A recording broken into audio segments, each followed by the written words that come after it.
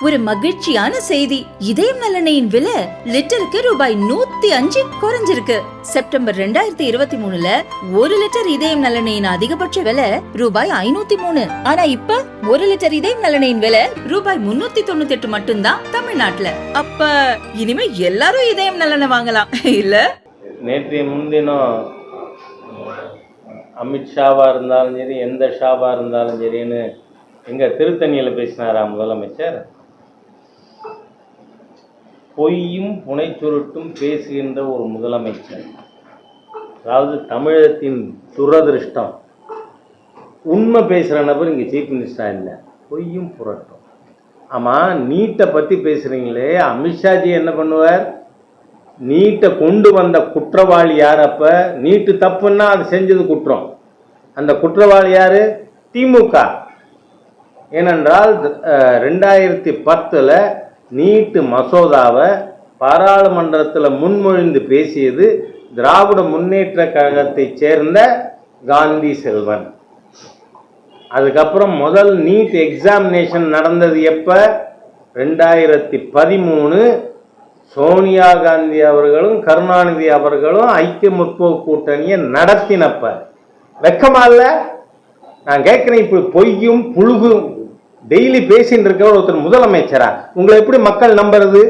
உங்களை விட பொய்யன் சீஃப் மினிஸ்டர் ஸ்டாலினை விட பெரிய பொய்யன் யாராவது உண்டா? நீட்டை பற்றி பேசுறீங்க, யூ brought it. சரி, அதுக்கப்புறம் அது இப்போ செயல்பாட்டில் எதன் காரணமாக இருக்கு? உச்ச நீதிமன்ற தீர்ப்பின் காரணமாக. அப்போ இதில் மத்திய அரசு பண்ணுறதுக்கு ஒன்றும் இல்லை. உங்களுக்கு அதில் ஏதாவது எக்ஸம்ஷன் வேணும், ரிலீஃப் வேணும்னு நினச்சா நியாயமான நேர்மையான வழி review petition in the court. அதுக்கான ஞானம் வேணுமே, சட்டம் என்னன்னு தெரியணுமே. துண்டு சீட்டு வச்சுட்டு பேசக்கூடிய நபர் என்ன பேசுறீங்க? நீங்கள் உள்துறை அமைச்சரை பற்றி அவ்வளோ சல்லி சாப்பிடுச்சா? அதே மாதிரி கேட்குறேன் நான், டீலிமிட்டேஷன் என்ன போய் பரப்புறீங்க? டீலிமிட்டேஷன் பற்றி முதல்ல சீஃப் மினிஸ்டர் ஸ்டாலின் அவர்கள் பேசின அன்னைக்கு மாண்புமிகு உள்துறை அமைச்சர் கோயம்புத்தூரில் இருந்தார். அப்போவே சொன்னார், ப்ரோரேட்டாவில் வரும், தமிழகம் மட்டுமில்லை தென் மாநிலங்களில் யாருக்கும் 1% கூட பாதிப்பு வராமல் தான் செயல்படுத்தப்படும்னு. அப்போ திருத்தணியில் கேட்குறார், அமித்ஷா அவர்கள் டீலிமிட்டேஷனில் பாதிப்பு வராதுன்னு சொல்லுவாரான்னு சொல்லிட்டாரே, முதல் நாளே சொல்லிட்டாரே. ஆகவே ஒரு பொய் புனைச்சுருட்டு தகுடுதித்தம் மோசடி இதை மூலதனமாக வச்சுட்டு ஒரு ஆட்சியாங்க. முதல்ல நீங்கள் பதில் சொல்லுங்க சார். பாட்டிலுக்கு 10 ரூபா, உங்க மந்திரிக்கு 10 ரூபா மந்திரின்னு பேர் இருக்கு. அது இல்லைன்னு நீங்கள் சத்தியம் பண்ணுங்க. 1000 கோடி ஊழலுக்கு உங்களால் அதிகபட்சம் என்ன பண்ண முடிஞ்சது? நீதிமன்றம் லெஃப்ட் அண்ட் ரைட் உங்களை கொடுத்துருக்கு. 15 நாள் தள்ளி போட முடிஞ்சிருக்கு. அதுக்கு என்ன தூக்கு தண்டனையை 15 நாள் தள்ளி நான் தூக்கில் தொங்குறேன், என்ன தப்பு ஒன்றும் இல்லை, எங்களுக்கு ஒன்றும் ஆட்சேபம் இல்லை. இந்த 10 ரூபா மந்திரி திருப்பியும் ஜெயிலுக்கு போகிற நாள் ஒன்றும் எட்டி இல்லை. அதில் இடி 5000 பக்க அறிக்கை கொடுத்திருப்பதாக நமக்கு சப்மிட் பண்ணியிருக்காங்கன்னு தகவல் தான்.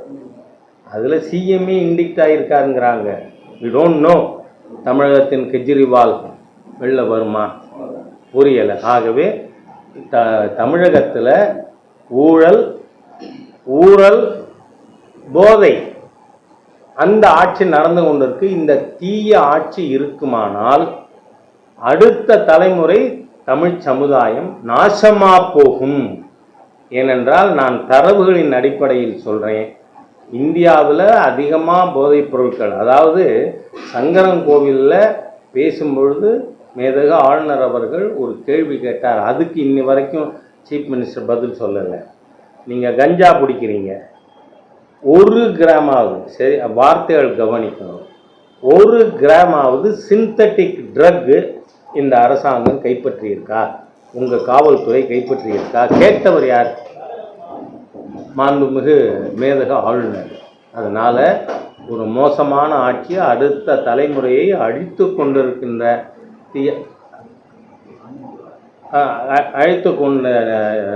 தீய ஆட்சி நடந்து கொண்டு இருக்கு. அதை முடிவுக்கு கொண்டு வர இந்த 26 தேர்தலில் பாரதிய ஜனதா கட்சியினுடைய தலைவர்கள் முயற்சி எடுத்து மிக வலிமையான கூட்டணி உருவாக்கி இருக்கிறார்கள். நேற்றைக்கு ஓட்டர் ஒப்பீனியன் 50% மேலே ஓட்டர்ஸ் இப்பொழுது மாண்புமிகு உள்துறை அமைச்சர் வந்து அமைத்த கூட்டணி வெல்லும் என்று கருத்து தெரிவிச்சிருக்காங்க. அதனால் தோல்வி ஜுரம் வந்ததனால் முதலமைச்சர் என்னென்னவோ பேசி கொண்டிருக்கிறார், பிதற்றி கொண்டிருக்கிறார். தமிழகத்தில் இந்த தீய ஆட்சி, ஊழலாட்சி, ஊழலாட்சி, போதையாட்சி வீட்டுக்கு அனுப்பப்படும். ஏன்னா இது ஹிந்து விரோதிகளும் கூட. நான் கேட்குறேன், ஏன் பொன்முடியை இன்னி வரைக்கும் உங்களால் கைது பண்ணுறதுக்கு துணிச்சல் இல்லை, முதுகெலும்பு இல்லை? அந்த ஹிந்து விரோதி கேவலமான நபர். அந்த கேவலமான நபரை மந்திரி சபையில் வச்சுருந்தா நீங்கள் கேவலமானவன் அர்த்தம் ஆகாதா?